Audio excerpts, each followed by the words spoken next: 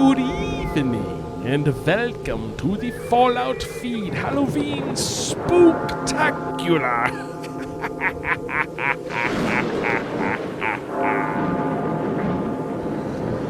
Tonight we will venture on a quest so vile, so evil, that the listeners dare not proceed. You will hear tales of monsters, despair,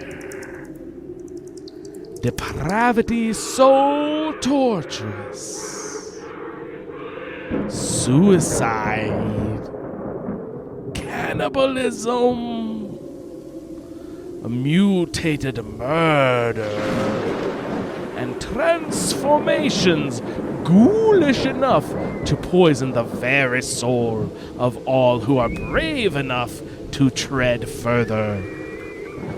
Join us, if you dare.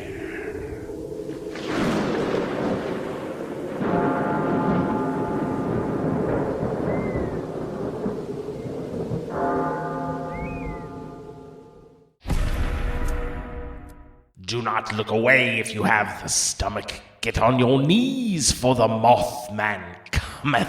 I was rummaging around through an old Mothman Cultist settlement, looking for a snack because you know those Mothman eggs are oh so tasty, and I found a duffel bag full of holotapes. Let's take a listen. If you want, if you must, return to yourself, rebirth. Don't hide yourself away, for he will always see and protect you. His wings, so broad, his eyes pierce your very being. He has returned. Yellow covered the sky. Poison filled the air. Close your eyes and take a deep breath. Allow him to look inside your soul. Desire. I know it's forbidden. He promised to wash it all away. He promised that he will return. Take me. I am yours. The cathode ray tube is the retina to the mind's eye. Break out of your cocoon. Spread your wings. Embrace his gift. See through his eyes, and you will ascend. Gravity means nothing. Crusades mean everything.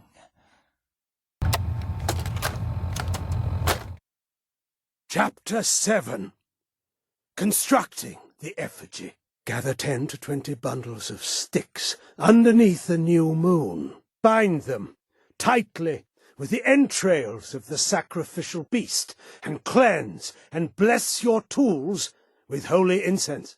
Construct the form of your effigy with the bundles, using straw or twine to fix them into position. Plant a staff of hewn oak down the center of the effigy. Hammer the staff firmly into the dirt, and pile more sticks, logs, and wood scraps around the base.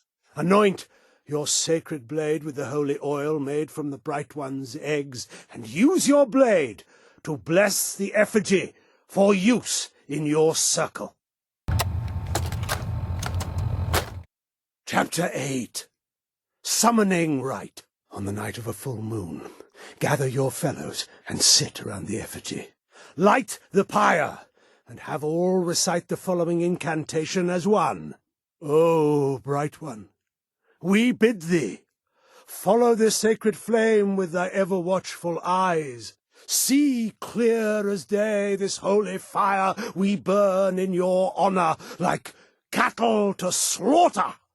We die for thee. Bid us welcome, as we beckon thee with this divine lamp, that we may be blessed by the air underneath thy wings.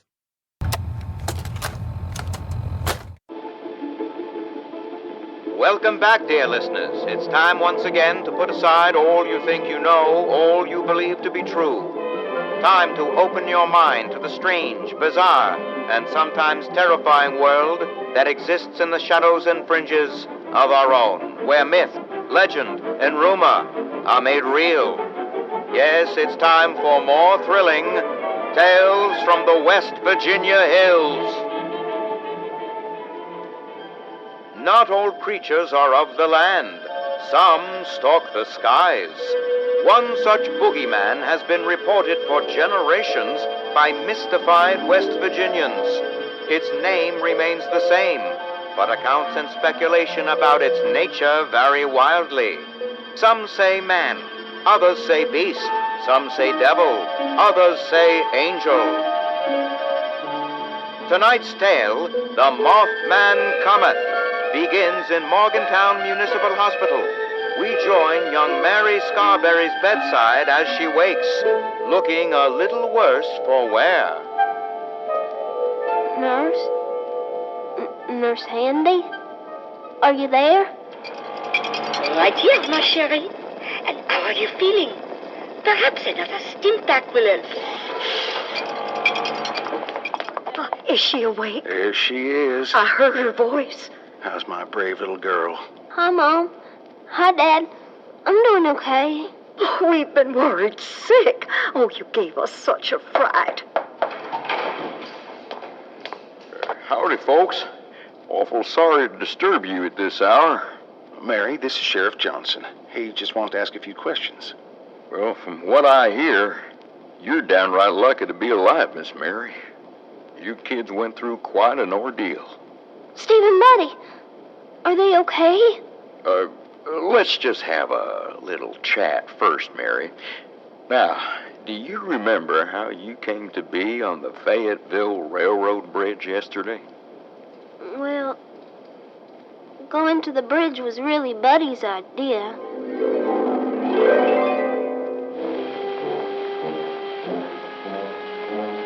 Come on, Mary.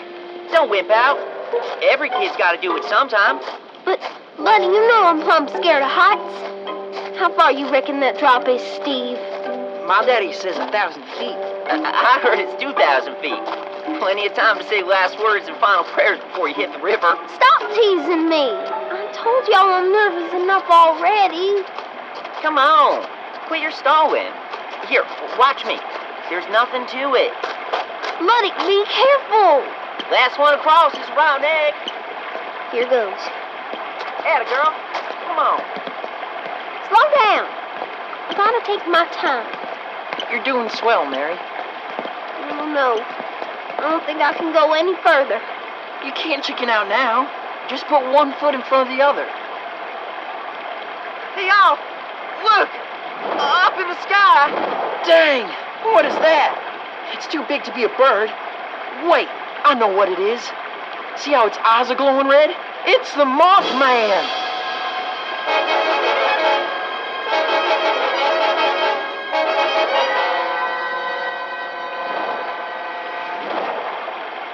It's flying right toward us! Yeah! Oh, that was close. Steve! Mary! Get off that bridge! Train coming! The train! Oh no! Grandpa says that the Mothman's a sign of bad things. Bet that means the train's gonna derail. Or maybe the bad thing is the train squashing us like June bugs. What are we gonna do? We can't jump, and it's too late to run. The train's almost here. Look out! That thing's coming back.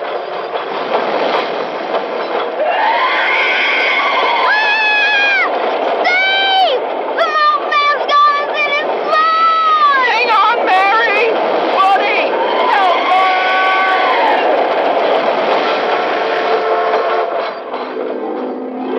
The last thing I remember is the Mothman snatching me and Steve just before the train ran us over. Sheriff, I know it sounds crazy, but I reckon it saved my life. Well, now that's quite a tale, Mary. You do believe me, don't you? I swear that's how it all happened. Just ask Buddy and Steve. They'll tell you the same story. Go on, ask them. Mr. and Mrs. Scarberry, could I speak to you outside a moment? Of course. Sweetheart, we'll be right back. You just get some rest. Nurse, could you please get her something to eat? Right away, madame. One Salisbury steak with extra gravy coming up. We'll have you right as rain in no time, ma chérie. What do you think, Sheriff? Mary's not one to fib, but that story...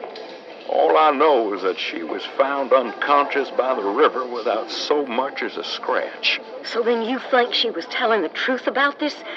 Mothman saving her and those boys? Well, that's the thing about it, ma'am. Those other boys weren't as lucky as Mary. The grim truth is that both were found dismembered way up in the top of a tree. On top of a... Oh, you don't think... What's that sound? It sounds like a...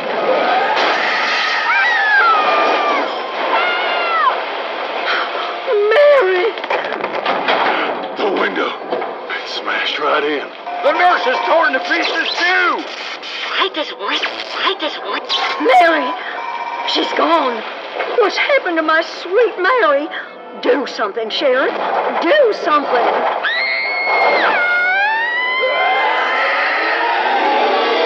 Another chilling reminder, dear listeners, to always watch your back, your left, and your right.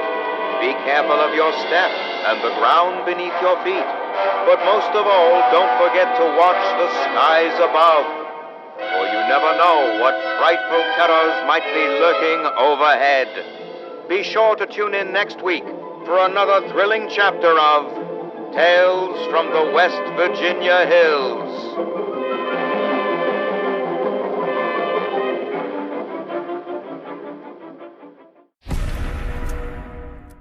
I know there's nothing folks like better than angsty poetry.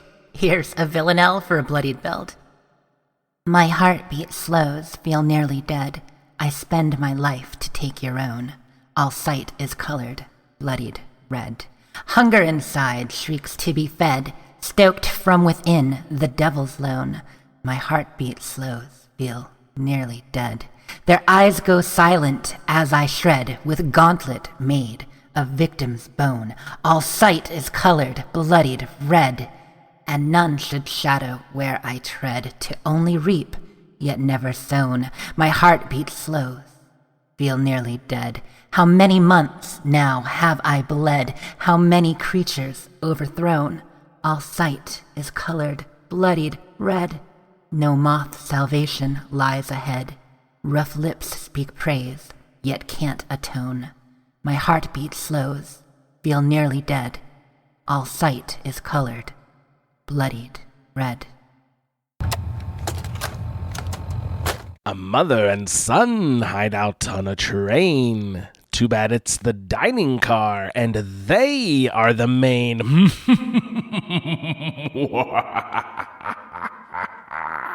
If anyone can hear this, my son and I are trapped and need help. We were being chased by... something. But we're able to escape into this train car. It knows we're in here, though. Thomas is hurt and needs... Oh no! It got the door open! Run, Thomas! Get out! This has been a pre-recorded message. Message repeats in 3 seconds. Near the waterfront in downtown Boston, we find a building whose dark history is still with us in the present. Entering into the Hallucinogen Inc. building, we come across a reception terminal. And the reception terminal lets us know there's an emergency alert. A chemical leak has been detected. Verify that all executive staff have been escorted to safety. Then leave the building immediately. Reading further in, you see an entry for test subject intake. Hallucinogen test subject intake procedure V1.35 8/12/77. Request ID. Cross-check with the day's test schedule. Verbally confirm that the visitor is a test subject and not a client. Offer refreshments. Instruct subject to fill out intake form 12A through 12H. This should allow sufficient time for the sedatives in the water to take effect. Notify the appropriate lab personnel. When instructed, complete forms 12I, dismissal, 12J, accident report, or 12K, fatal accident report. Procedure for chemical emergencies. Hallucinogen Chemical Emergency Procedures, version 1.0, 3/15/76. In the unlikely event of a major chemical leak, executive staff should be evacuated immediately. Science staff should terminate any ongoing experiments. If test subjects are present, the lab manager shall determine whether to lock down the test chamber or evacuate them. Clerical staff should escort executives to safety, then evacuate. Due to Hallucinogen's in-building air recycling system, chemical agents may take days or weeks to disperse naturally. Do not attempt to re-enter the building until cleared to do so. Deeper in, we get to a research terminal. Also has the emergency alert. Okay. We get more information about suppressor. Product is non-lethal target suppression via electrical discharge. Here's a lab report on hallucinogen gas. Test protocol 59-21-01. Product, hallucinogen gas. Goal, riot pacification. Delivery vehicle, Type 2 fragmentation grenade. Report, 2 of 5 injured by grenade explosion, 1 seriously. 5 of 5 suffered traumatic adrenal gland rupture due to gas exposure, resulting in hallucinations, erratic behavior, and increased aggression. 4 out of 5 killed in ensuing melee. 1 out of 5 died due to heart failure. Similar to previous tests, at concentrations required for wide area dispersal, massive adrenal surges occur.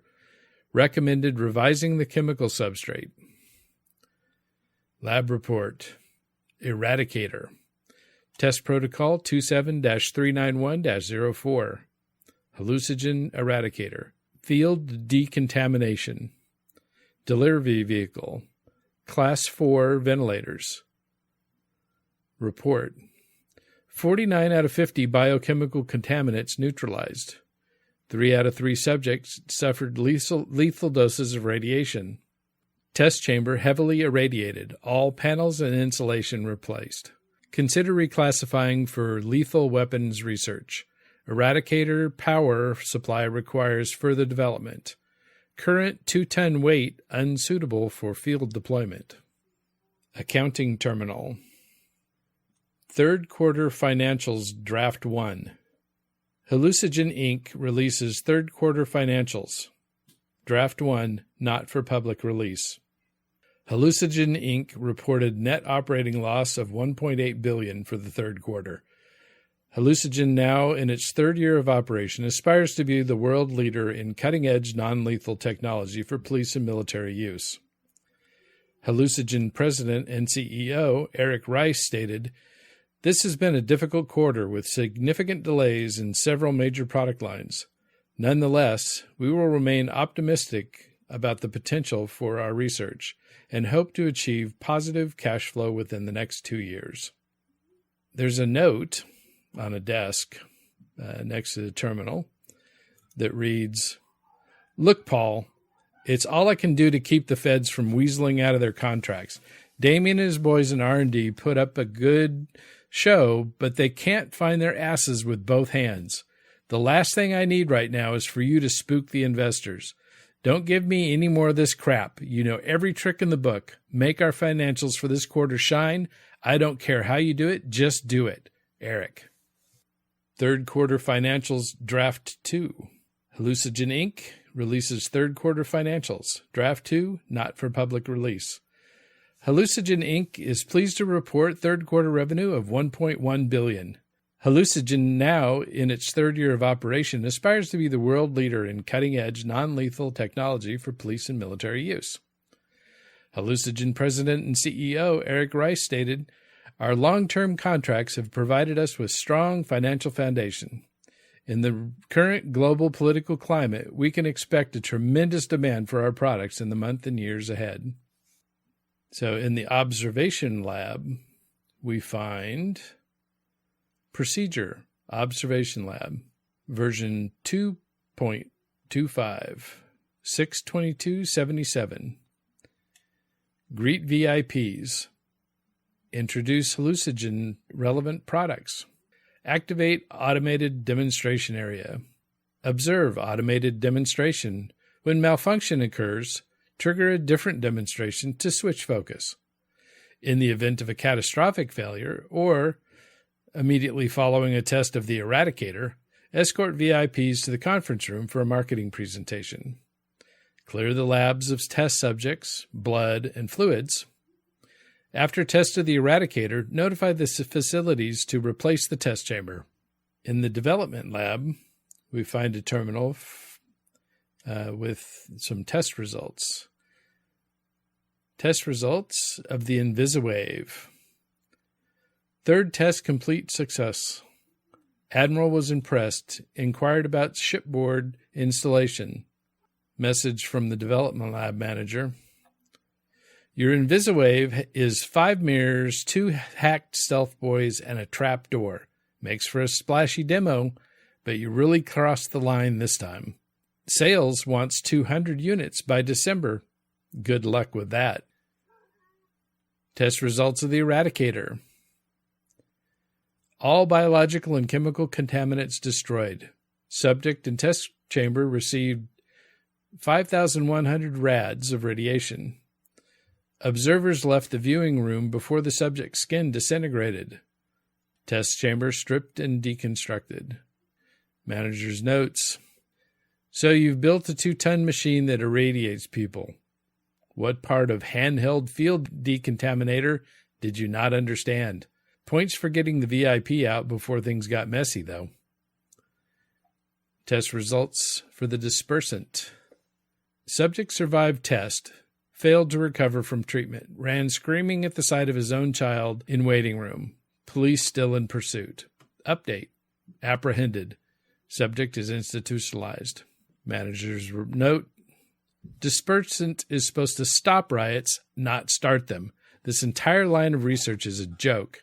I'm transferring this project to Karen. Send her your files and destroy your samples, then clean out your desk. Test results for hallucinogen gas. Despite new formulation, gas still caused traumatic adrenal gland rupture and frenzy in 4 out of 5 subjects. 1 survived initial exposure and began to acclimate before being beaten to death by the other subjects. Manager's note. Adjust dosage. Retest. At least this is making progress. If marketing would position this as a military-grade chemical weapon, we'd be done here. Would make a good grenade or artillery shell. These guys are the best. Test results for suppressor. Subjects successfully incapacitated. Paralysis appears to be permanent. Transferred to Medford Memorial for monitoring. Manager's notes. You were the lead engineer on the damn Mesmetron, and you can't even get a crowd pacification right with one of your own prototypes to reverse engineer? What, did they mez you on the way out? You're the highest paid researcher here. I expect better. Now, along the way, you find some gunners that have been subjected to the hallucinogen gas that's still loose in this building. And you find their mission briefing.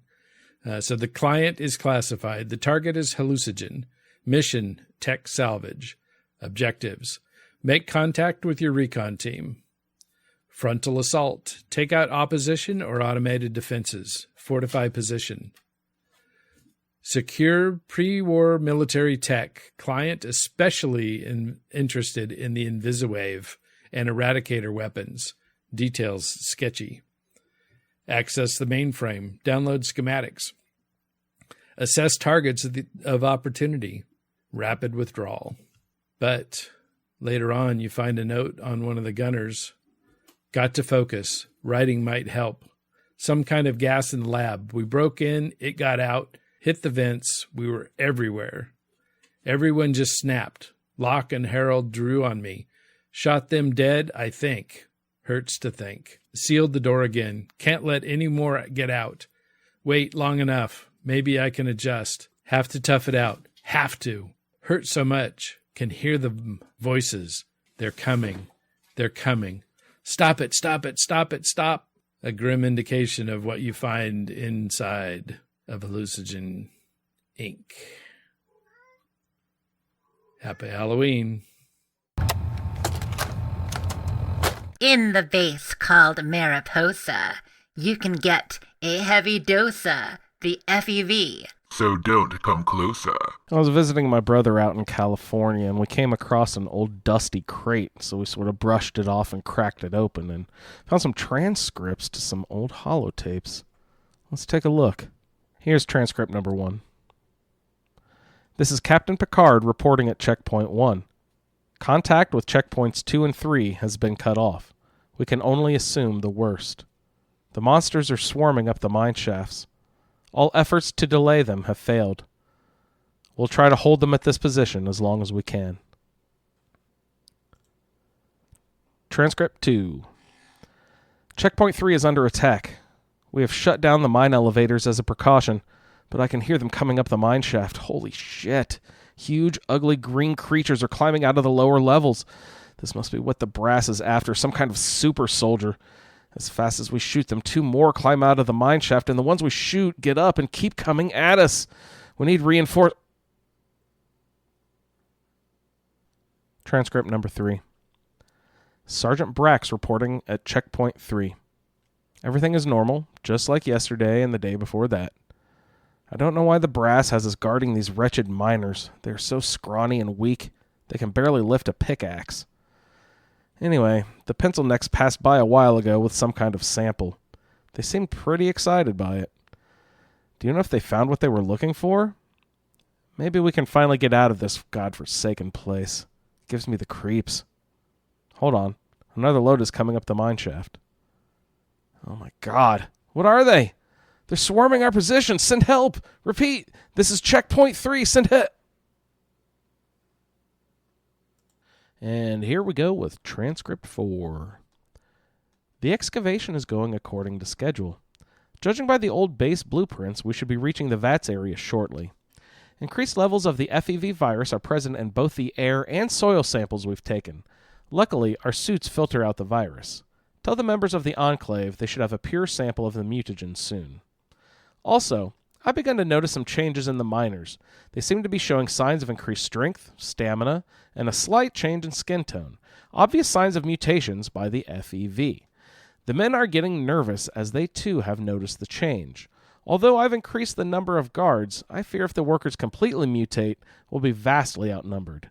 It is my hope that since we are using local inhabitants as a workforce, full mutation won't occur unless they are directly exposed or dipped in a pure source or prolonged exposure to the virus occurs. As you recall, minute amounts of the virus have been detected throughout this region. Tests on subjects living in this area have shown that they have built up a tolerance to the FEV virus. However, I advise caution since exposure to this level of the virus has never been entered into calculations. I advise that you rig the entrance to the base to collapse as soon as the pure sample is obtained. This will seal the exposed miners into the base and prevent unfriendlies from obtaining the virus once we are gone. And here is the last entry.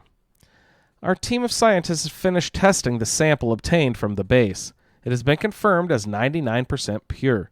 You can expect the sample to arrive shortly. As expected, the worker population has mutated rapidly once exposed to the pure source. Heavy but acceptable losses are reported. I've ordered the evacuation of the base. As soon as the last person is out, we'll blow the entrance to the base and seal the bastards in. Never fear, my little girl, as our tale we do unfurl. Spine may tingle, toes may curl. You can learn a lot from a squirrel. Hello, my name is Storytime Simon, and I hope you like stories, because I love to tell stories. This one is called The New Squirrel. Come with me on this magical adventure. There once was a young squirrel named Ricky who lived in a big oak tree in a city park. Ricky was a brown squirrel and lived in the oak tree with all his brown squirrel friends and family. Every day, Ricky would look out from the top of his tree and wonder what kind of squirrels lived in other trees. The older squirrels warned Ricky that the squirrels in other trees were thieves and liars. They were never to be trusted. Ricky had a rebellious heart and would not form his opinions based on anecdotal evidence. End of holotape. Please insert holotape 2. Storytime Simon here. Welcome back. And here it is, part 2 of The New Squirrel. One night, a red squirrel appeared at the bottom of Ricky's oak tree and woke Ricky and his family. "Oh, please help me," said the red squirrel. "I am lost and have nowhere to go." The elders were quick to turn the red squirrel away, but Ricky scurried down the trunk of his tree and stood firm next to the red squirrel. He yelled up at the elder squirrels, "How could you turn him away? Just because he's from another tree? He needs our help." Affected by Ricky's assuredness and determination, the elders agreed to take in the red squirrel. The red squirrel thanked Ricky for standing up for him. "You won't regret this," he said. End of holotape. Please insert holotape 3. Storytime Simon here with the exciting conclusion to The New Squirrel. "Tomorrow we can get to know each other and become best friends," said Ricky to the red squirrel. The red squirrel made a sound that Ricky took for agreement, and the two squirrels curled up to sleep. Later that night, Ricky woke up to the sound of leaves rustling in the oak tree. He looked around. The red squirrel was gone. Ricky surveyed the landscape below and saw a pack of glowing eyes approaching the base of his tree. Cats! Ricky heard a voice from a nearby tree. It was the red squirrel. "I'm sorry," he said. "They were following me and I couldn't bring them to my tree. They would have eaten my family." As the cats ascended the tree and began to devour Ricky's friends and family, Ricky reflected on his decisions. His last words were, "I really wish I would have trusted my elders." The end. This grand old manor has a ghastly history. Let's go follow her through the mansion of mystery. Enjoy your visit to the Grantchester Mystery Mansion. Kicking or spray painting the animatronic models is prohibited. The Grantchester Mystery Mansion is a haunted house exhibition in Nuka World in 2287. The mansion was the family home of the Grantchester family, including Hannibal, Morticia, and their daughter Lucy. The young girl allegedly became possessed and murdered her parents, was committed to a mental institution, then escaped and committed suicide by hanging in the attic shortly after her 18th birthday. An indeterminate time later, this house was converted to a tourist attraction, taking advantage of the high traffic from the nearby Nuka World amusement park. Currently, the house is booby-trapped and is being used by Zachariah, an ex-Gunners member from the Mass Pike interchange. Here are each of the plaques on the walls. Morticia Grantchester ordered this stairway to nowhere built in an effort to confuse the evil spirits possessing her daughter Lucy. Throughout the mansion, you'll find doors like this one that open to blank walls in an attempt to confuse the spirits possessing Lucy, the Grantchester's daughter. Portrait of Morticia Grantchester. Photographs suggest that the artist took many liberties to make her youthful and attractive.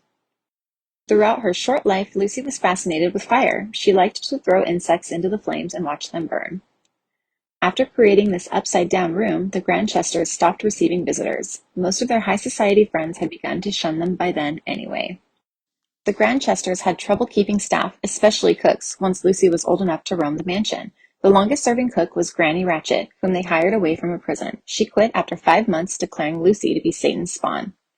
When curators investigated this room, they found a variety of hidden speakers, tripwires, fog machines, and other devices clearly used to stage false seances.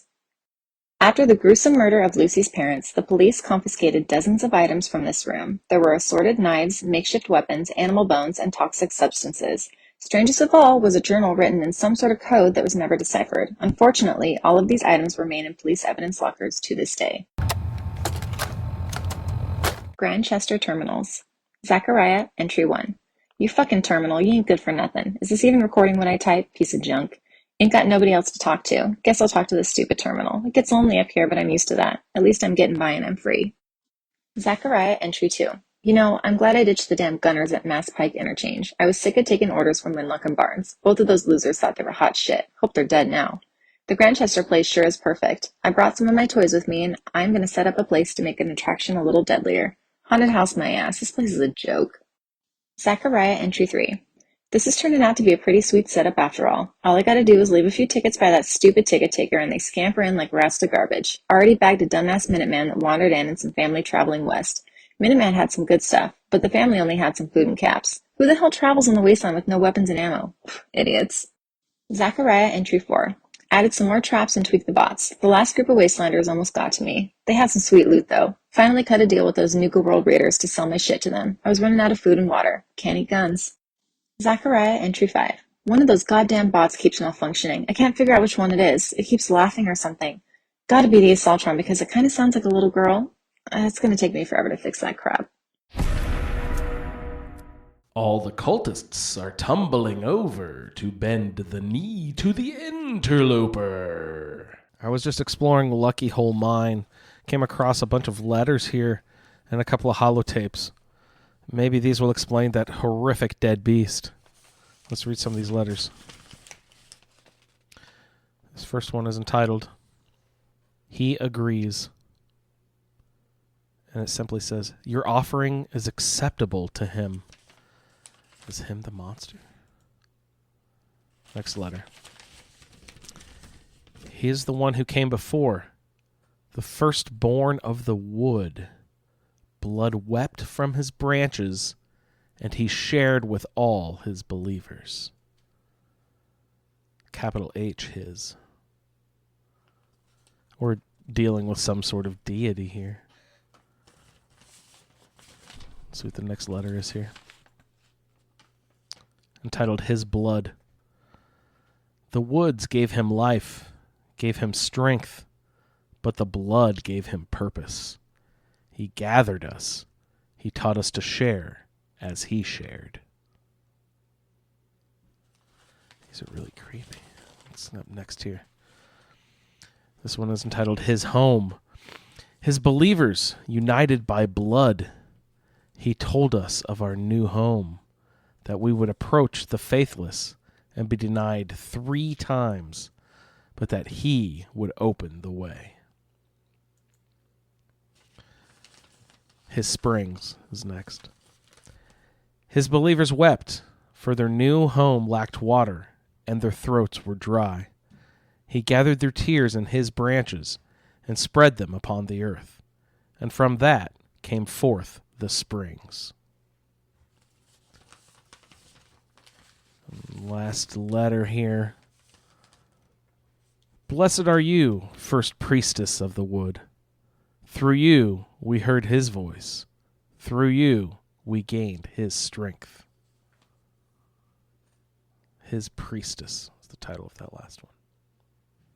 Now let's take a listen to these holotapes. The interloper is here. I can feel it clearly. Last night, in visions more real than the senses, it called to me, and I go to it now. Signs are all around that I am not the only one to hear the call, though where they have failed, I will not, for it summons me alone in the end. Before I go deeper, for the truth revealed changes all. By its very nature, let it be known, in this world, the interloper has chosen Jeff Lane as the conduit of the unknowable. Together, the hidden reality becomes manifest at long last. There are other things in this world now that cannot be explained. The end of the world has awoken. Something. We all know the Mothman is out there, stalking and watching us, but what of the unseen? There are things we can only glimpse in our minds. Great entities beyond our comprehension. The Mothman is a creature more like us than the unknowable horrors in the peripheral vision of our subconscious minds. No longer just a false memory now. I have heard a tale of this entity made real, deep in the earth. The storyteller was mad by any reckoning, but his story, no less true. My name is Jeff Lane, and I will lay bare this Watcher. No matter how deep I must go, I will come to know the true nature of the interloper. So let's talk about the Dunwich Building in Fallout 3 and Dunwich Borers, which rhymes with Dunwich Horror, the H.P. Lovecraft story it's based on. So the Dunwich Horror, or Dunwich Borers, was a quarry and mining company. And I imagine they came up with the name second because they just wanted to rhyme at first. But supposedly in lore, the Dunwich Borers innovated and created a acoustic borer based on boring with sound waves as opposed to conventional bit bore drilling systems. So I don't believe there are references to them prior to Fallout 3. But in Fallout 3, the Dunwich Building is in the far southwest of the map. It is south of Girdershade and pretty much everything else down there. You just keep going to the corner, and if you see a tall and imposing fortress-like building, that's the one. Speaking of Girdershade, our pal Ron Laren up there, when he's not busy trying to mac on Sierra Petrovita, gives us the following advice. One thing I can tell you is stay the hell away from the Dunwich Building to the south. That place is bad mojo. Probably the best or only decent thing he's ever done for us. And if we were wise, we'd actually follow that advice. But we're not. So let's head to the Dunwich Building. Now, there are a couple reasons you could come here.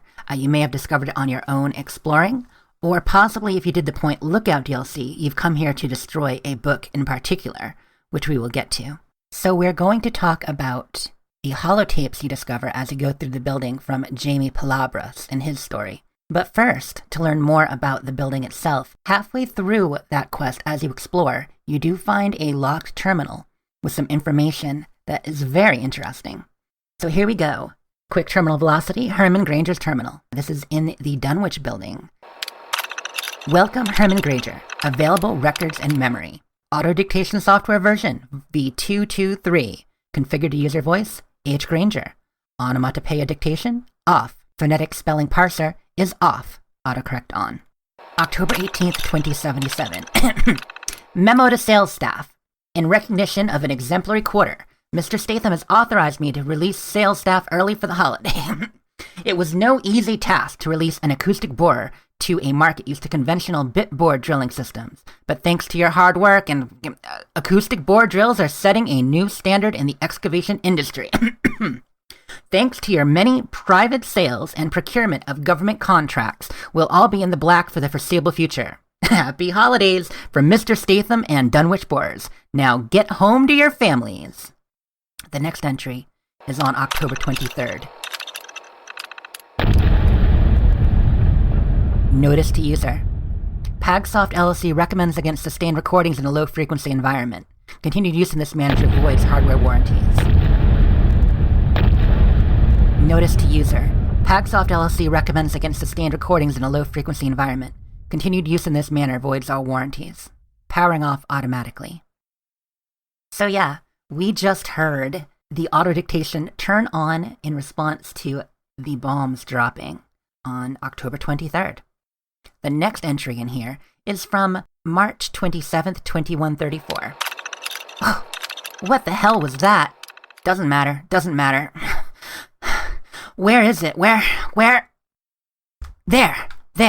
Safe and sound. Jesus, they bled so much. But I kept it clean. Clean. Oh, shit. More, gotta move. Gotta keep it safe. And then again, on April 27th, 1 month later. My skin, barely any left. One of them now, but, oh, they know I still have it. Stay back, you. That's close enough. You, and you, too, over there. Yes. One of us. Ugh, Qualcoth is returned. The final entry on this terminal is dated May 1st. Happy May Day, everybody. Drip. Ugh, Qualtoth. Ugh, Qualtoth. I came. Back this time. Deep temple. Screaming twisted. No light. No flesh. Deep temple born, deep temple died. A Qualtoth again. Returned. Retribution. Notice to user. Internal memory capacity reached. Pagsoft LLC recommends PagMem LLC for all your data storage needs. Please contact your admin for details. Okay, so that was a quick terminal velocity for you. I did that for a little bit of context. It's from this information, as well as a few things found around the building, that we understand who Dunwich Borers was and what the Dunwich building was. But there is more to it. On our way here, we've been following holotape logs that we first found on the first floor, and then more as we go deeper in, from Jamie Calabaris, I believe. Yeah, Calabaris. One reason I'm covering this is because a lot of people know Dunwich Borers from Fallout 4, and they may not have played 3, or they may not have found this building since it's a bit of a remote location on the map. It's set up a lot the same, but there's a little more to the story here, whereas in 4, it's all about the flashbacks and visions, and then, what happens as you go deeper in. Here, there are some hallucinations and slight visions along the way, but a lot of the context is also given to you by these holotapes. The first 5 can be found together on a table near the entrance to the building to set the scene. This may be the first thing you find once you go in, although you'll be fighting some ghouls and even glowing ones relatively quickly. Let's give him a listen. Why the hell would he come all the way out here? Dad's been a little nuts for some time now, but not like this, leaving me in that crappy old hospital without waking me. Without a goddamn flashlight. I made enough selling the meds we scrounged to have kept us both fed at the colony for weeks. Now I'm almost out of rations, my shoes are pretty much destroyed, and I'm still chasing the old coot. By my last reckoning, he was headed south. Maybe I shouldn't have waited so damn long to start tracking him. Trail's gone cold. Gonna wander with these guys a while. They say they wander the area. Maybe somebody's seen Dad. So what did we learn from these first holotapes? He has come down from a place called the Colony, and we don't know where that is. It's not ever specified. But he's coming because he's been searching for his father, has been acting a little strange, or very strange, and has run off on him. So he's trying to track him, and the trail's gone cold. The tape doesn't mention, but his father has discovered a book, and he tries to sell it to a couple factions. When he can't, after having the book for a little while, it starts to have an influence on him, and that's what's making him crazy. Don't know if Jamie puts 2 and 2 together, though. These guys aren't who I thought they were. Jesus, they killed that family for a sack of rotten vegetables. Getting out of here next chance I can without catching a bullet. Hit a caravan today. Trev didn't see the kid and got popped. I took care of Tawny right then and put one in Thor before he saw her fall. That earned me some grub from the traders. Even better, they saw Dad. He was in pretty rough shape and still has the goddamn book. Trader says it gave him the creeps. Me too. But it's good to know he's still alive, still headed south. He ends up meeting up with some people for safety while he travels south. Turns out they're raiders, and so as you heard, he figures that out, and then when he gets an opportunity to leave them, he actually stops them from killing a caravan and dispatches a couple. And the people he found there were very helpful and gave him more clues to where his father might be. And he's still heading south. He must have been trying to trap food here. I recognize his snares. I can make out a building on the horizon. That must be where he headed. If not, at least I get a roof tonight. And then in the final holotape, Jamie sees some definite signs of his father, recognizing the snares, and sees a building in the horizon. Let's see what he thinks of the place once he gets there. Don't like the look of this place. Don't like the smell. Gives me the creeps. Don't want to risk a shot at the crows till I know what's in there. Sneaking in tonight. The raiders told spook stories about zombies in the ruins. Never saw anything like that where I come from. But Lord help me, they're real. Not quite what Thor said, but close. These things look... I think they really used to be people. So in those 2 tapes, you hear how he feels before he goes in, and then the last one you find, still on the first level before you descend deeper, that he's finally run into ghouls. And he may not have actually met ghouls like this before. Perhaps he's only met intelligent ones. Perhaps he hasn't met any.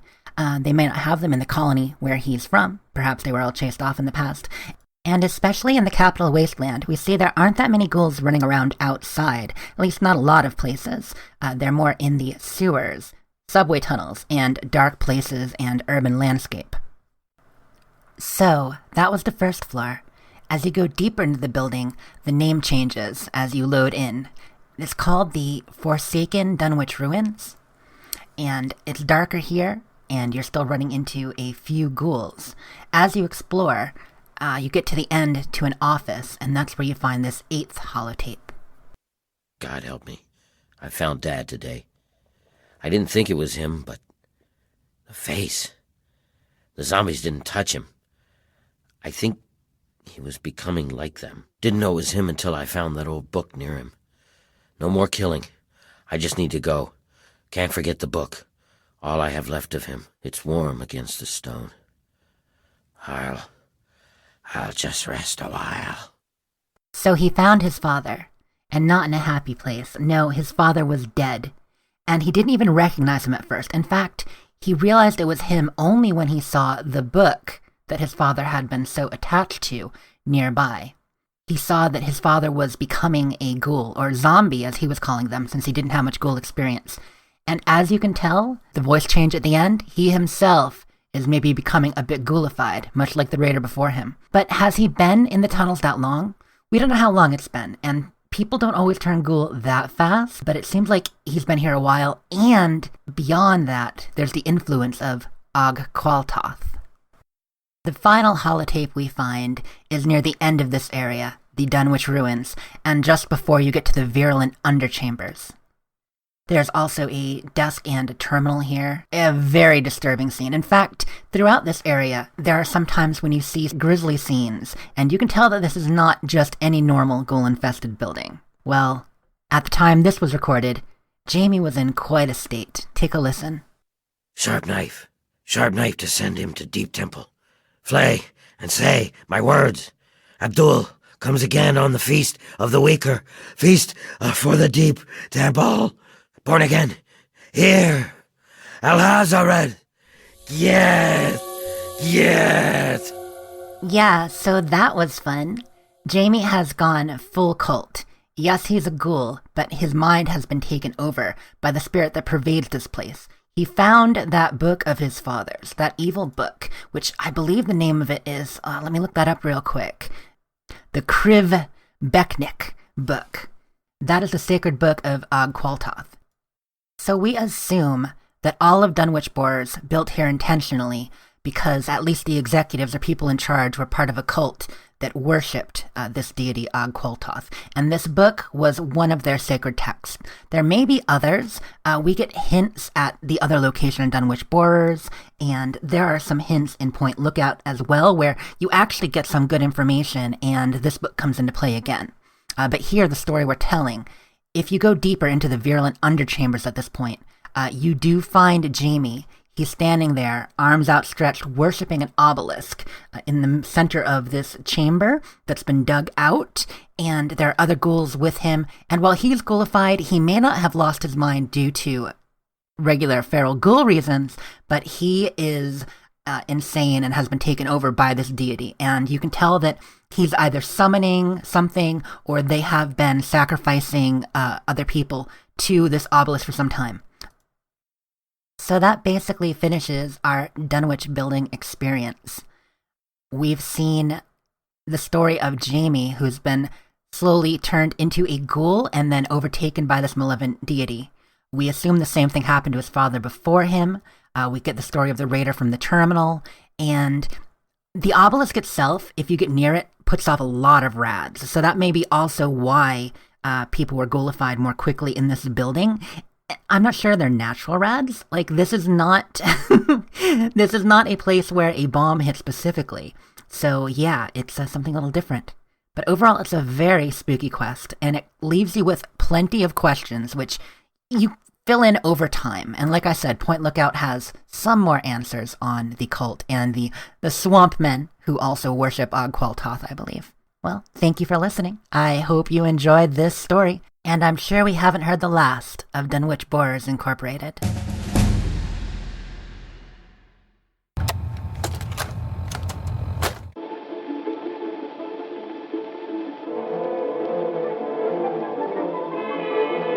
Welcome back, dear listeners.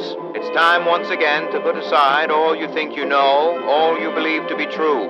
Time to open your mind to the strange, bizarre, and sometimes terrifying world that exists in the shadows and fringes of our own, where myth, legend, and rumor are made real.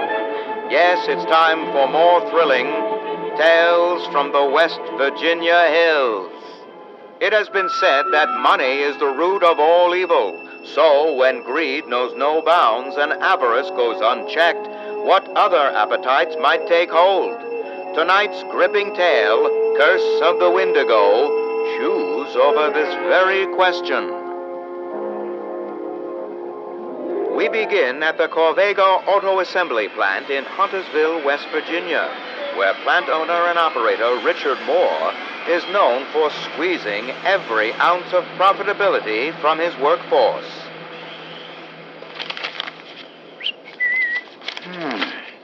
Excellent. Excellent. Dick, mind if I have a word? Sure, Bill, come right in.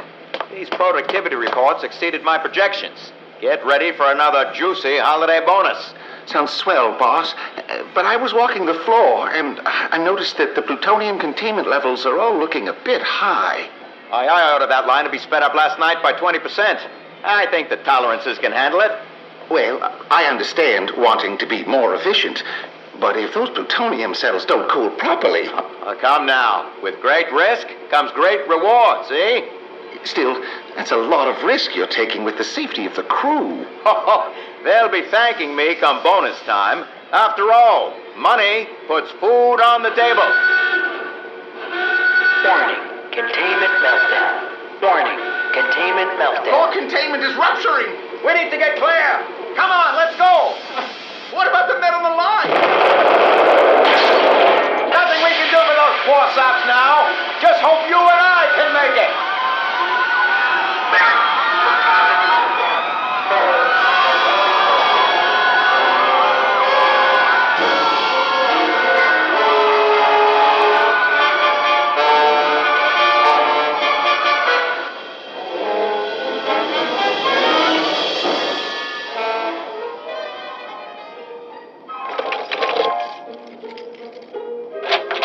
Darling, we're home. Are you up? Welcome back, Mum. Happy to report your husband is on the mend. His radiation levels are decreasing just as the doctor predicted. Splendid. Thank you, Godrich. Godrich, look at my new cap gun. Isn't it swell? A marvel to behold, Master Jim. By the by, Mum, I do say Mr. Richard certainly seems to have his appetite back. He's eaten twice again since lunch, yet still appears hungry. A very good sign of recovery indeed. Yes, I suppose that is good news. That you, dear? Say, did you buy more steaks? As I was saying, Mum, he's eaten up every last steak, meatball, and banger, I'm afraid. Oh, my. Sorry, darling. I'll go to the butcher tomorrow. Insistent, isn't he? Yes, Mum. Quite. Can I show Dad my gun? Jimmy, I told you, not in the house. And remember, you can't go into the bedroom yet. Aw, stupid quarantine. I know it's hard, sweetheart, but we just have to be patient. This happens to lots of people with important jobs like your father's. Okay, I won't go in. I'll just say hi. Dad? Dad, did you fall asleep? Jimmy, that you out there, sport? Yeah, it's me. Jimmy, I'm hungry. Okay, Dad. I'll go tell Godrich to make you something. No. Why don't you come in, son? Pay your old man a visit. I'm not supposed to get too close yet, remember? Now, James, if your father says it's okay, then it's okay. Now, you come in here. I don't know. You sure? Positive. You come and give your dad a big hug. Now, Jimmy. Well, all right. If you say it's okay. There he is. There's my boy, looking fit as a fiddle. Dad, what's wrong? You don't look better at all. You've gotten so thin I can see your bones. And you've lost all your hair, too. You look almost like a skeleton. Oh, so sorry, Jimmy. But Daddy's hungry. So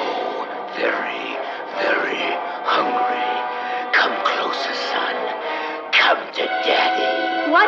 No, Dad, no!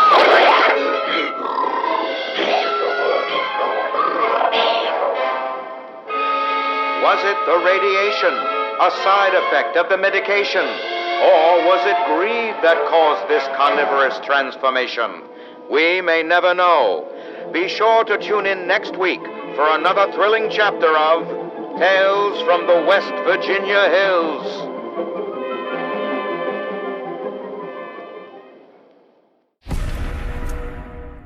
Hey guys, so I thought I'd take a minute and read some of the terminal entries in Wes Tek and Fallout 76. So this kind of gives some behind the scenes research notes for some of the creatures that you see in Appalachia.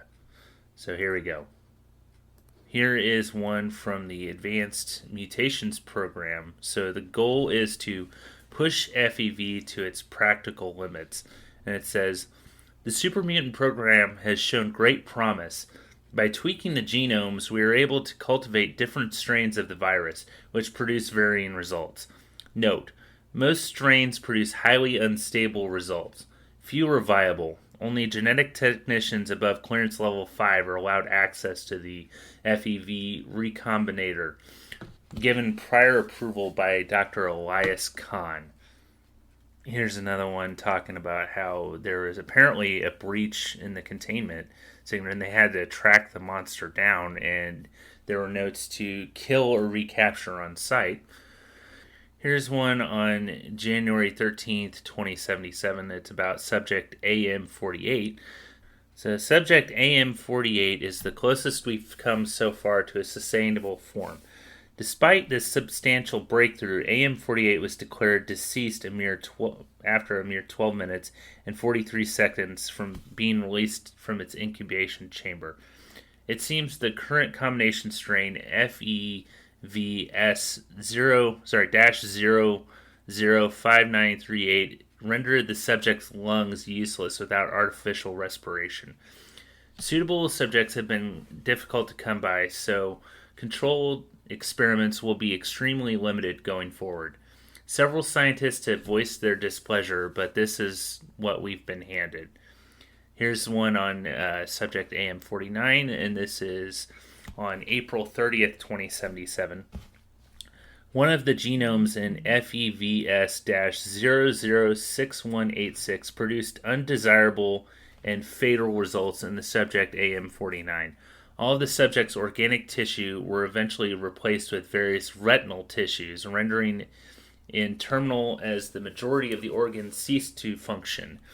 Upon further study, it was determined that FEVS-006186 was contaminated. Here is subject AM50. This is July 12, 2077. AM50 was treated with FEVS-006309. Subject self-terminated 12 days into the program when its own upper cuspids pierced the medulla oblongata, leading to rapid loss of organ function. This is disappointing. AM50 seemed to be developing quite well.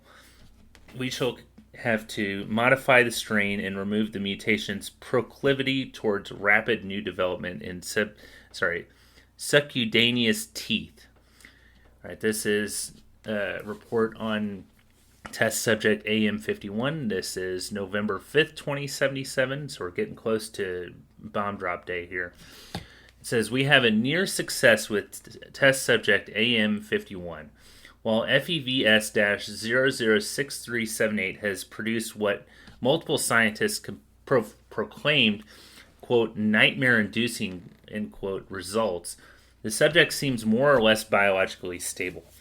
AM51 seems capable of surviving on its own, but there were indications that it is constantly in traumatic pain, indeed to the point of self-induced terminal harm shortly after being left in isolated containment after its incubation period. An autopsy revealed hyperactive nervous system that may have been in constant developmental stage since FEVS-006378 was administered. All right, here is test subject AM52. This is October 14th, 2077. It says Phase 2 combination strain FEVS-006443 has finally taken to test subject AM52 and not resulted in a pile of quivering genetic bio-waste. Wow. AM52 combines traits that resemble a number of different species. The results are disturbing to say the least, but we have learned valuable insight into what these strains are capable of. Most notable about this subject are a number of ocular organs along the enlarged upper torso, a second set of arms ending in claw digits, and a large sickle-shaped claw on each inner toe. That a living, stable, functioning subject seems to be sustaining itself normally is a major accomplishment for this program. We will keep subject AM52 in an isolated containment for observation until AM53 has finished incubating. If the two are able to cohabitate along with a number of mutated human test subjects, we may try reinducing them into the Huntersville site for further studies. So that was the Snallygaster.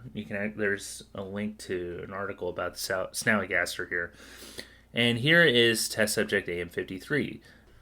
Based on the success with AM52, we were confident in tweaking a few genomes for FEVS-006458. Unfortunately, the subject grew too large to contain, and the containment unit broke, but AM53 was unharmed. Indeed, despite this and its apparent lack of a discernible head, subject AM53 was surviving its metamorphosis, far exceeding our expectations. Since our containment units were insufficient to hold the subject, we have arranged for immediate transport off-site under sedation. Follow-up visits to AM53 will be scheduled for observation and recording. So AM53 obviously was the Grafton Monster. There's more entries here about the scientists introducing the FEV to the water supply in Huntersville and things like that. There's another terminal entry here that happened right after the bombs dropped, like the same day. But I thought I'd take a minute and just kind of show you what was going on when they created some of these monsters that you face in Fallout 76. So, yeah, just go, if you haven't gone around and just looked at some of the terminals in Wes Tek, definitely go do that. I thought it was really interesting that they considered the creation of the Snallygaster a success story. Like, they were really excited that they were able to create something as horrifying as the Snallygaster. And there was also some notes about the Grafton Monster and super mutants that were there at Wes Tek. So, yeah, definitely go poke your head in Wes Tek, and after killing all of the super mutants in there, just take a look around and see what you can find. There's lots of little lore bits there. So anyway, I will see you guys in the wasteland. A tale we tell of the pinkest goo. I hope it doesn't leave you blue. Good morning, teachers and students. It is another great week here at Suffolk County Charter School. I hope everyone is getting their costumes together for the annual Halloween festival. I would like to take this opportunity to remind you that no outside food is to be brought on campus as of this week. This goes for faculty as well as students. We have received generous donations for our implementation of the Nutrition Alternative Paste Program. We owe our benefactors strict adherence to the rules they have set forth. Thank you for your attention. This is Principal Hudson, signing off. Good morning, teachers and students. It is a fabulous Wednesday here at Suffolk County Charter School. The Glee Club is having their seasonal bake sale today, so stop by and show your support so we can send our team to the regionals. Remember, actual baked goods are forbidden on school grounds, so they will be selling colorful cups for your food paste.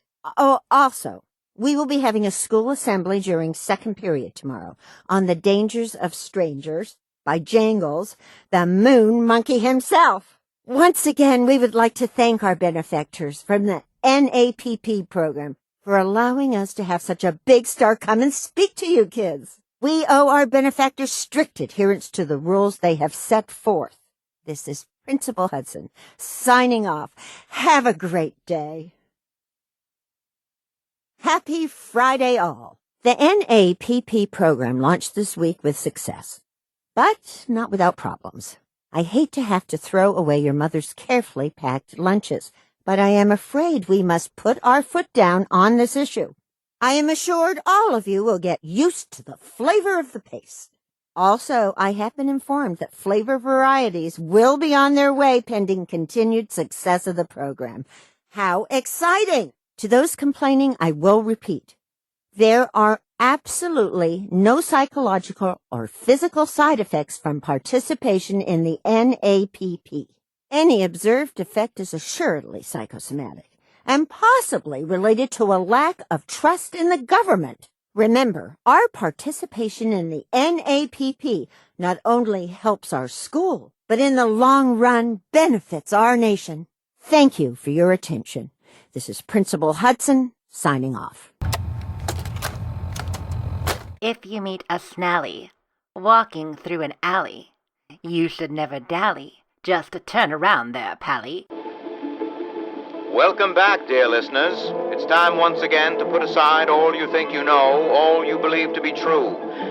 Time to open your mind to the strange, bizarre, and sometimes terrifying world that exists in the shadows and fringes of our own, where myth, legend, and rumor are made real. Yes, it's time for more thrilling tales from the West Virginia hills. In tonight's thrilling story, Sideshow Snallygaster. The carnival has come to the Tyler County Fairgrounds.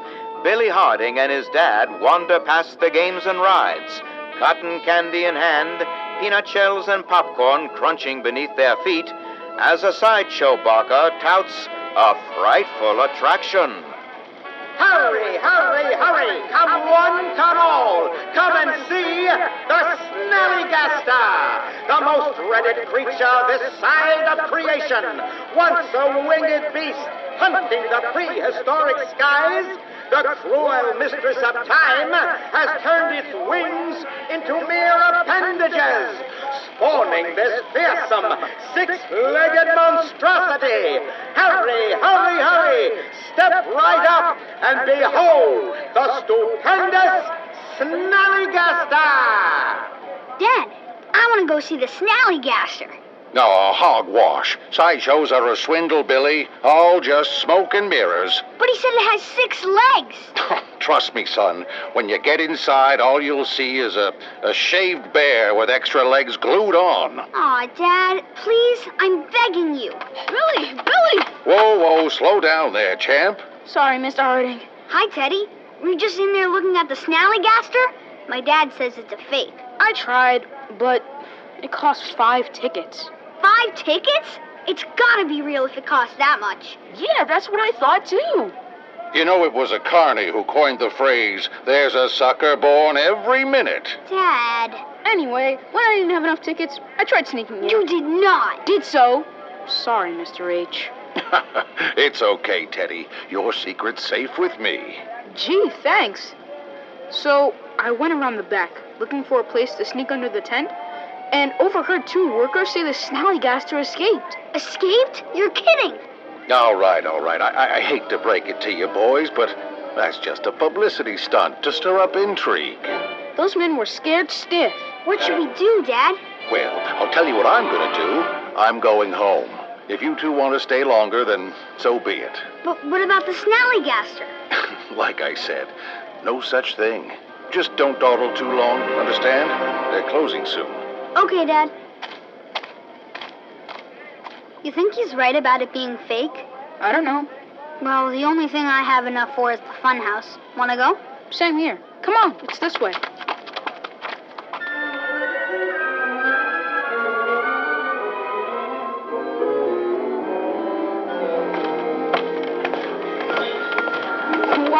This fun house is bonkers.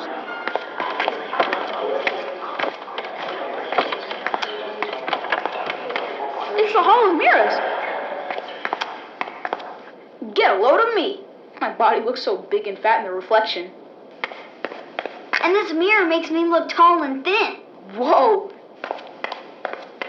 And this one makes you look like you have a tail. Teddy, that's not your tail. It's the Snallygasters. Look out! It's coming right at you! Ah! Its head stuck in the mirror. Ew! Look at all those eyes on its back. The Snallygaster is real. I knew it. And look over there. Is that a body on the floor? The Snallygaster must have killed him. Who knows how many other people it's gobbled up in here? It's breaking loose. Let's scram. Ah! It's got me. Its tongue's wrapped around me. Help me, Dad! Down, girl! Down! It's the carnival barker. Help us! Sit down! I'm free! I'm free! That's right, girl. Easy now. That was a close one. Thank you so much, mister. Say, where are your parents, boys? We're here alone. But don't worry. We'll tell everyone all about this and how you saved our lives. I was afraid you might say that. What do you mean? What I mean is that there's good publicity and there's bad publicity. And I always need to make sure I'm in control of both. A close call like this could be the end of business. And I can't risk that now, can I? But, mister, we won't tell anyone if you don't want. We swear it. Don't we, Teddy? Cross our hearts and hope to die? Well, now, I couldn't have said it better myself. Supper time, girl. The next day, the carnival pulled up stakes and moved on to the next town, because the show must go on at any cost. Be sure to tune in next week for another thrilling chapter of Tales from the West Virginia Hills.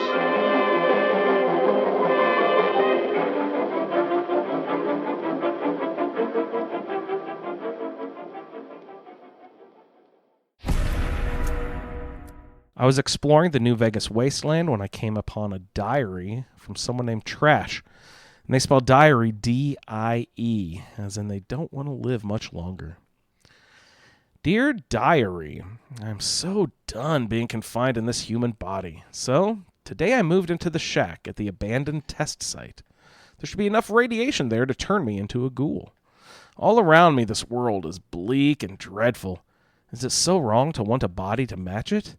I wonder what color my skin will turn, and if I'll be able to find a good shade of lipstick to go with it. Probably not. God, everything is so miserable.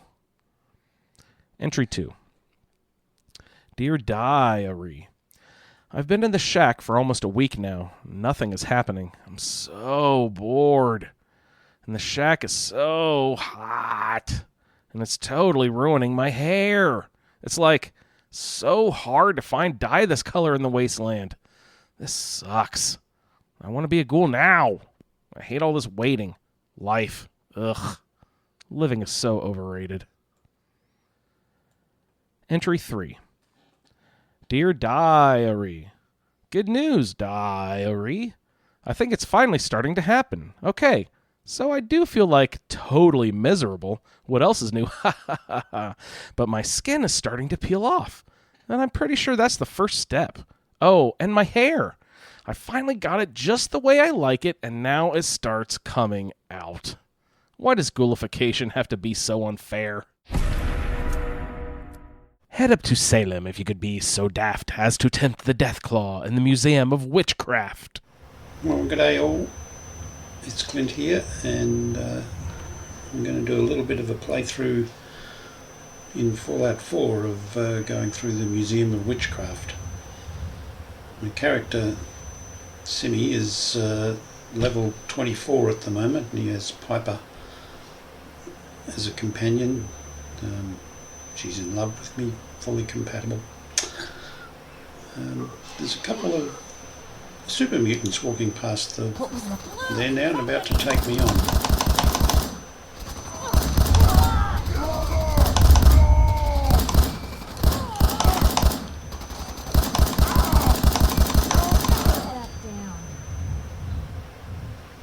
Okay, I'm using a 10mm with explosive rounds.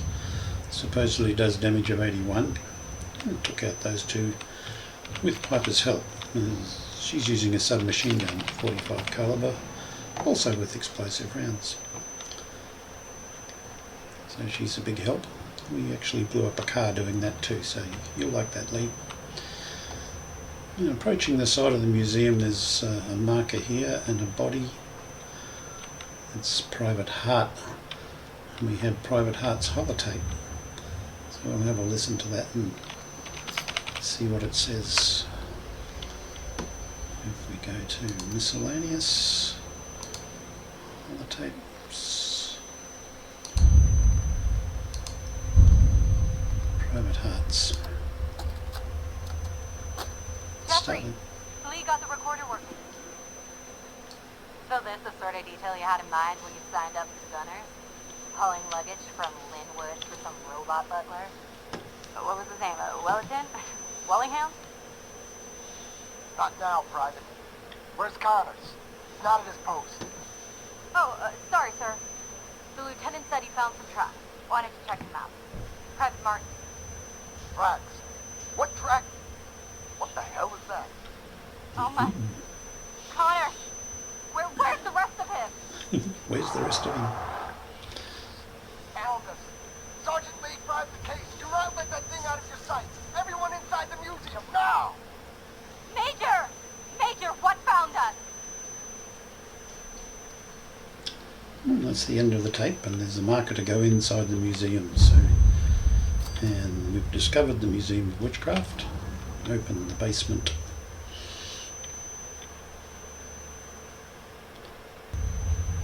And it's all dark and misty in here.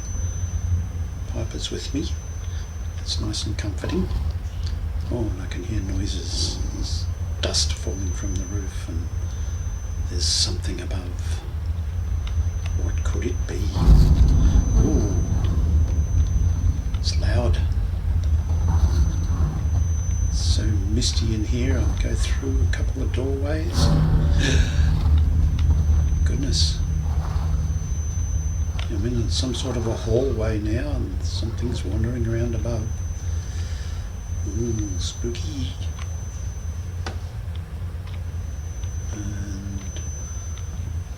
And there's a few things I could pick up here. Is how people end up someone else's dinner. Yeah, too right. Here's a door. Half a door anyway, we'll open that. And there's a pool table inside. Now we're getting closer. Ooh, goodness me. What was that? They're only mannequin figures. Now there's a set of stairs. And up we go. And whatever was making the noises quiet, now there's a stim pack and some radix there to pick up. And another door. It's very dark here. What's through this door? More mannequins. Half a dozen of them. And a marker straight ahead, just 16 away. So must be something for me to look at. In the big room there's more mannequins around. There's a bit of a sort of archway in the room and a whole wall half missing. I'll go a little bit further in. Uh-oh, a savage deathclaw. Oh, Piper's taking him on. Oh. Watch. No. Oh, Piper just got thrown out of the room onto the ground. I've ducked into the bathroom. Still here? She's doing a great job.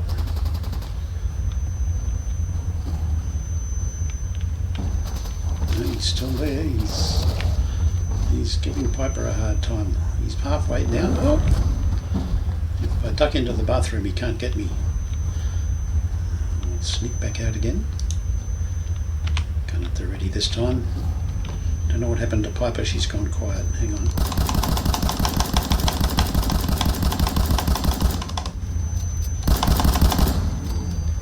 And he's down. Where's Piper? Piper's sitting in a heap on the floor. I'll give her a stim pack, poor girl. Huh? Okay. Now, the marker's in the bathroom here. What have we got? A holotape. Sergeant Lee's holotape.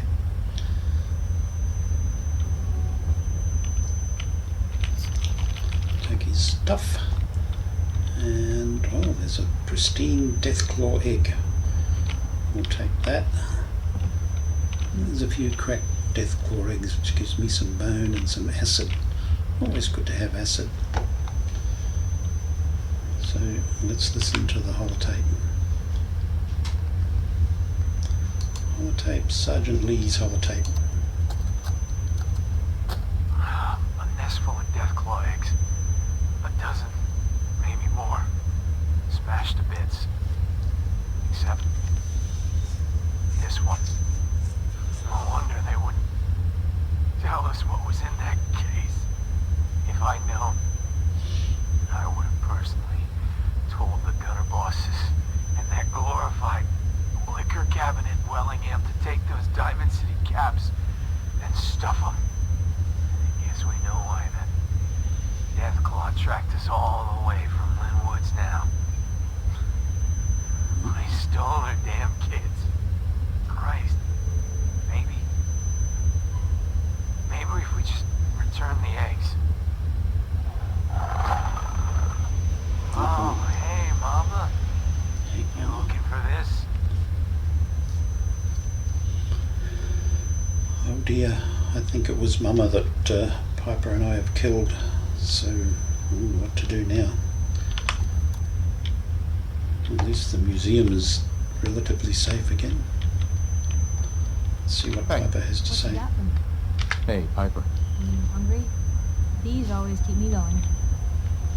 Your thoughts? Never thought a reporter could consider themselves a success until someone threatened their life. Me? I'm very successful. Yeah, she says that a lot. That's all. Sure. There's a case here that's got some ammo and some bottle caps and a revolver. That's nice. We'll head back out to the Commonwealth, I think, and we might take this Deathclaw egg back to its nest and see what happens. So it's a little bit later, and we're coming down to a bit of a ravine.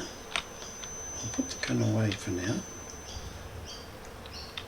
And slowly approach this ravine.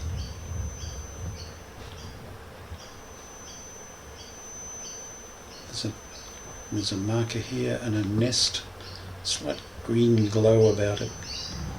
And oh, here he comes sliding down as a Deathclaw. What's he doing? This might be Daddy. We won't tell him that we killed Mummy. Hello. He's staying very still. There's no marker on him. You can get right up close. But what I'm going to do is return the egg. I've completed the devil's due. Oh, and he's covering it with dirt and scraping up dirt. I've reached 25 and Piper likes that. And the old Deathclaw is just standing there now. There's some bodies nearby. I might loot them. What I can get. Yeah, sure is. Okay, so the Devil's Due is now done. And we'll catch you all in the wasteland. Howdy, Fallout Feed. Casey the Curator here with a Fallout and Halloween-inspired haiku. Hope you enjoy. Appalachian Frights. Spooky Scorched with Candy Treats. Happy Nerfoween.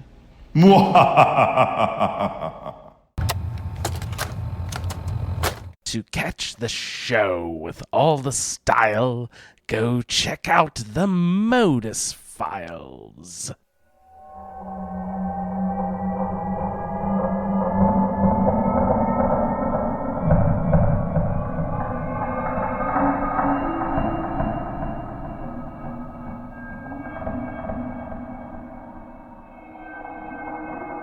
Welcome, dear listeners, to the Modus Files, tales from the post-war Appalachia Hills. Stories are told around the campfires and in whispered conversations of the Mothman, and those who worship the enigmatic creature. Most travelers know to avoid the havens of the cult, or suffer an indescribable fate. There are some who scoff at these warnings and tread where no one else will dare. In the shadows and darkness of an old abandoned mine, the true horror of the Mothman is revealed.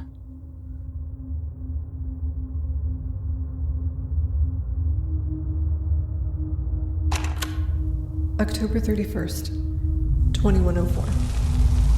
I think. If anyone should ever find this journal, please, if you value your life and your sanity, run. Run as far away from here as you can. There is no gold, no treasure, only lies, greed, and something far, far worse. I'm going to die here. My name was Bethany Miller, but everyone just called me B. I came to Appalachia months ago. Everyone talked about gold and striking it rich. My husband George and I had nothing to lose up north, so we came. Getting over the mountains was hard. We lost some good people to raiders, but then a group of vultures chased them off. We set up camp near this place called The Wayward. Nice folks, and everybody was talking about some gold and some big vault. We spent half our caps on some stupid map that just led right up to Vault 76. I could have killed George. Had to take whatever work we could find, and that led us directly to Tom and his scabbard crew. Not bad guys, at least not at first. Tom made his living pulling ore out of the old mines. By the time we got there, most of the easy scores were gone, so we'd headed south with them to a place called the Ash Heap. Got chased out of a few places by these weird-looking people wearing cloaks and strange gas masks. They killed a few of our crew, too. That was scary. Or at least what I thought scary was. The caps were okay, but it wasn't enough. We weren't finding the good stuff anymore. Places that got picked over or just had nothing but garbage. Air was real funny too, and I bet we were sick more days than not. I tried to tell George we needed to go, but he swore we'd hit some big score, get what we needed, and then we'd be back on the trail of that gold again. I should have just left. Maybe I'd be alive today, if I did.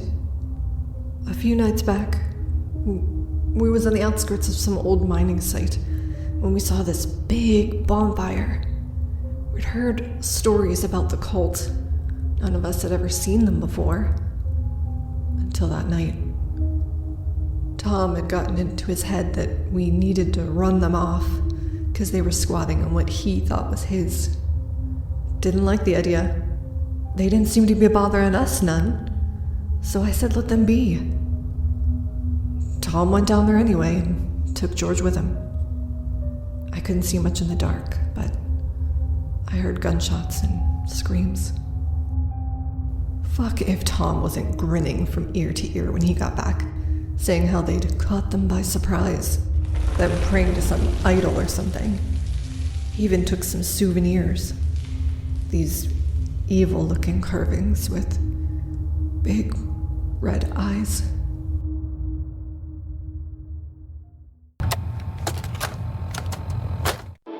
Welcome Welcome back, dear listeners. It's time once again to put aside all you think you know, all you believe to be true. Time to open your mind to the strange, bizarre, and sometimes terrifying world that exists in the shadows and fringes of our own, where myth, legend, and rumor are made real. Yes, it's time for more thrilling tales from the West Virginia hills. Tonight's episode, The Beast of Grafton, is brought to you by Dandy Boy Apples. Apples so good they never go bad. And remember, an apple a day keeps the doctor away. That's Dandy Boy Apples. Fresh, delicious, and dandy every time. Pick up a box today. Our tale begins in the rural hills near Grafton, where locals have reported a strange creature lurking in the woods. Robbie Cockrell and Peggy Mansfield were out on a date, celebrating Peggy's birthday. A full moon loomed large as they drove. Robbie, you're going too fast. Don't worry, this nuclear roadster handles like a dream. Where are you taking me anyway? I told you, it's a birthday surprise. Way out here in the woods? There's nothing this far out of Grafton, except that hospital by the river. Wait, I bet we're going to that new drive-in over in Clarksburg, right? Just so you can show off your slick new hot rod. Ah, come on. Don't be like that, Peggy. I just thought the drive-in would be romantic. Oh, Robbie. Robbie, look out!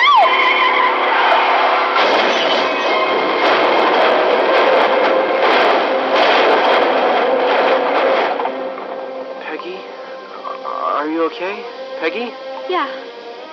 I'm okay, I think. What happened? There was a huge boulder in the middle of the road. I tried to warn you, but it was too late. But look, in the road. There's nothing there. How could that be? I saw it plain as day in the headlights. And just look at the front end. It smashed right in. I mean, it didn't just get up and walk away. What was that? Probably just a wolf.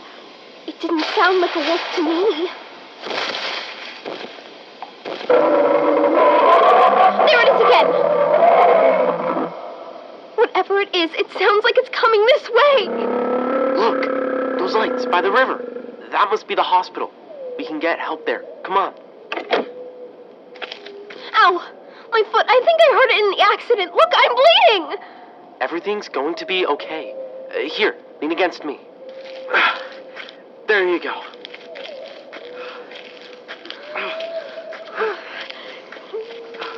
See? You're doing great. Just like when we won that three-legged race in the park. We're almost to the hospital. Oh no. There it is. I see it! Coming out of the woods! It's bigger than a bear. And look, it has no head! It's just flesh and muscle and claws. Robbie, it wasn't a boulder we hit. It was that thing! It's okay. We're here. We made it. Door's locked. Hello? Anyone in there? Help us!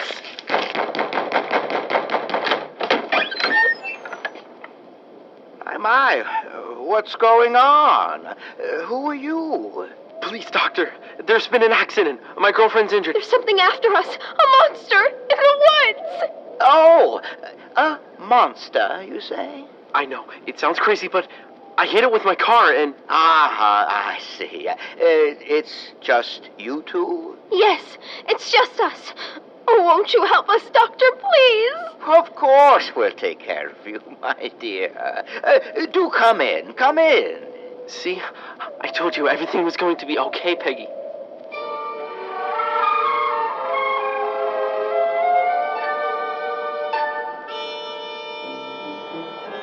Doctor, are you going to call the police about the thing outside? Well, all in good time, son. First, let's have a look at the girl's foot. Lie down on this table, dear. Is it bad, doctor? Nothing we can't fix right up. I think a little shot should do the trick. Ow! What's that shot for? I told you.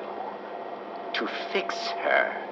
Doctor, my arm's starting to tingle. Is that normal? Oh, yes. Quite normal. Ow! It's really burning now. Hold still, my dear. Hey, why are you strapping her down like that? Just following procedure. In the hallway! It's the monster! Actually, that's an entirely different subject. She's been much more agreeable than the escaped one you encountered earlier on the road. These monsters are yours? Why, of course, though monster is a gross mischaracterization of the extraordinary advancements in evolution we've achieved here. My whole body's burning! Evolution? I don't understand. Oh, you will, my boy. You both will. Who are those men with guns? What is this place? Hey, let go of me! What's happening? I feel so strange. Robbie.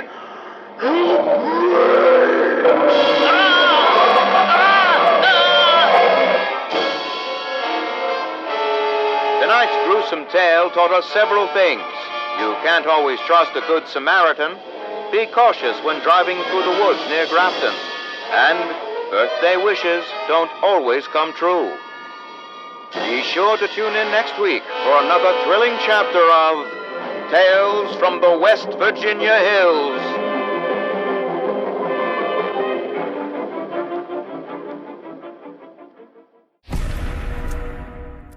The Boylston Club. We're not a cult. Hi, Sarah here, reading the Boylston Club Terminals. Boylston Club Membership Policy. The honor of membership in the Boylston Club shall be extended to current and former presidents, vice presidents, senators, and justices of the United States, current and former governors and lieutenant governors of the Commonwealth of Massachusetts, the legitimate male heirs of members, other distinguished gentlemen of the social or intellectual worth as nominated by the membership and willing to remit an annual fee of $500,000. Events Calendar, October. October Events Calendar, 10/5/77, Canadian Cigars, Fat or Fashion, a members-only tasting with Master Tobacconist Richard Glazier. 10/16/77, an evening with Lieutenant Governor Graham, 7-course pre-fee dinner with spirits to follow. 10/21/77, The Red Menace, Wines of Asia, monthly tasting with sommelier Lincoln Thomas. 10/30/77, special event, added 10/24, Memoriam Gala, free food, open bar for members still able to make it. Final toast at midnight. See flyer for details. It's closing time, gentlemen. If any of you have changed your mind, it's time to go. James will see you out. No one? Very well. Gentlemen, it has been an honor and a privilege. Before we drink, allow me to offer a final toast. To the world that was, mankind shall never see its like again. I stopped by Monaga Mine for some screws, and I came across a journal from someone named Earl Williams. Let's take a look at it here. Entry 1. You know those games kids play where they ask you what you'd rather do? Would you rather starve or eat another person? Those games are supposed to be hypothetical, until they ain't. Everyone said we shouldn't just let him go to waste, shouldn't let his death be in vain. Still don't seem right to me. Is it enough just to survive if you can't face the person you've become? Here's entry 2. I can feel the last bits of my sanity slipping. The lack of days and nights is driving me crazy. It makes me sick to my stomach to think about the things I've done. At this point, I'm not sure I want to make it out of here alive anyway. I'm damn near a monster now. Entry 3. I'm always hungry. It doesn't matter how much I eat. I still want more. I can't control my urges anymore. People ain't dying fast enough to satisfy my hunger. I must do what I have to do. Please don't tell Maggie. Hey everybody, Ray here. Well, this is a Vault-Tec University course that I really could have sunk my teeth into. Just so bummed that I wasn't able to take this course. I would have audited it for sure. Vault-Tec University course HWB 410, Survival Through Cannibalism. This is an advanced study course that deals with the possibility that vaults can reach LAF status, lack of all food and food-like sources. When food supplies are completely exhausted and the vault's recycling systems are offline, Vault-Tec has given all overseers permission to use any means necessary to ensure dweller survival. To achieve this goal, cannibalism may become necessary. This course will cover all aspects of cannibalism, including moral ramifications, corpse consumption safety, and how to make delicious side dishes using only hair and toenails. Damn. Happy Halloween.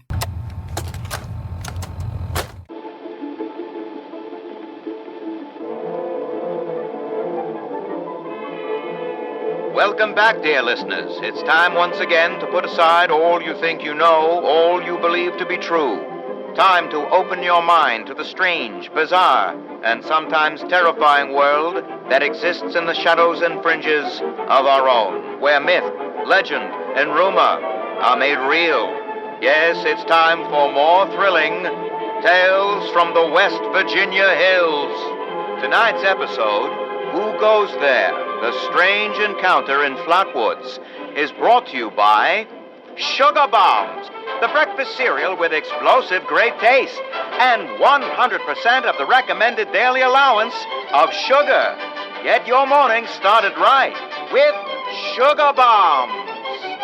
Our tale begins on a fateful night when a young pioneer scout, Fred Fisher, finds himself in quite the predicament, having taken a spill and fallen into a dark place.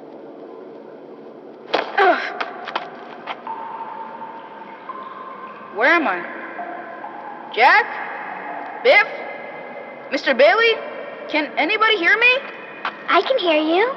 Who's there? I can't see you. Me. My name's Sally. What's yours? Fred. Are you okay, Fred? I think so. My head's a little woozy. Must have hit it when I fell. Oh, no. Did you get lost, too? Well, sort of. What I mean is that I was camping with my scout troop by the lake near Flatwoods. There were these lights kind of dancing in the sky. Neat. I guess. Anyway, we heard some weird noises, and the guy's double dog dared me to go look, so I did. All by yourself? You're really brave. Shucks. Thanks. I followed the noises to an entrance of an old mine. It smelled awful there, like rotten eggs, but worse. Suddenly, there was this bright light shining down on me. I was super scared and ran to the mine to hide, but everything felt strange. Like my feet weren't even touching the ground. Everything went black, and I woke up here in the dark. That all happened to me, too. We'll just do what my dad says. When you've strayed or lost your foot, do what's best and stay put. They said they'd bring him soon. There are other people here? Yeah, they probably just went to get more food. They'll be back soon enough. You can wait with me, and they'll give you food too. You just have to do what they want. What do you mean? When they want to play games with you. Games? What kind of games? I'm still learning the rules. Mostly, they're kind of boring and only hurt when they use the needles. Needles?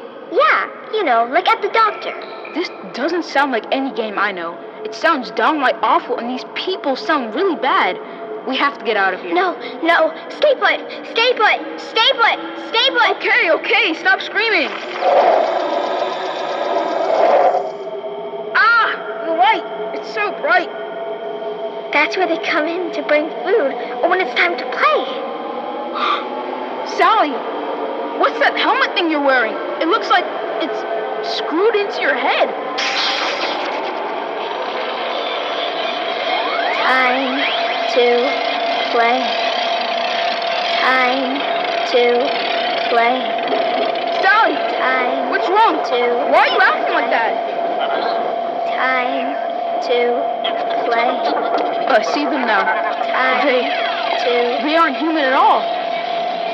Time to... No! Stop! Let me go! Sally, help me! Okay. I don't want to play!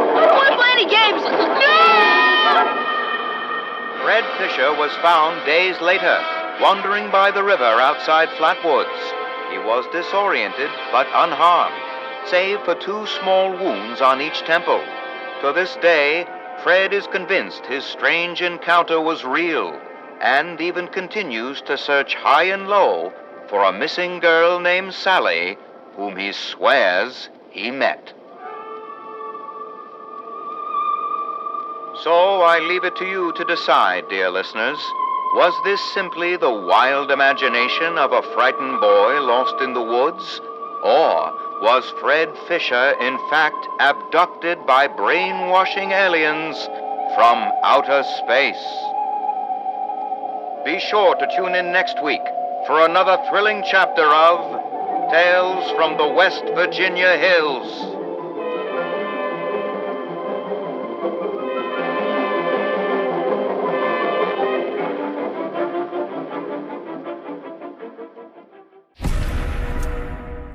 My creepiest experience in any Fallout was in Fallout 3 with Vault 106, where the Overseer was pumping psychoactive drugs into the atmosphere.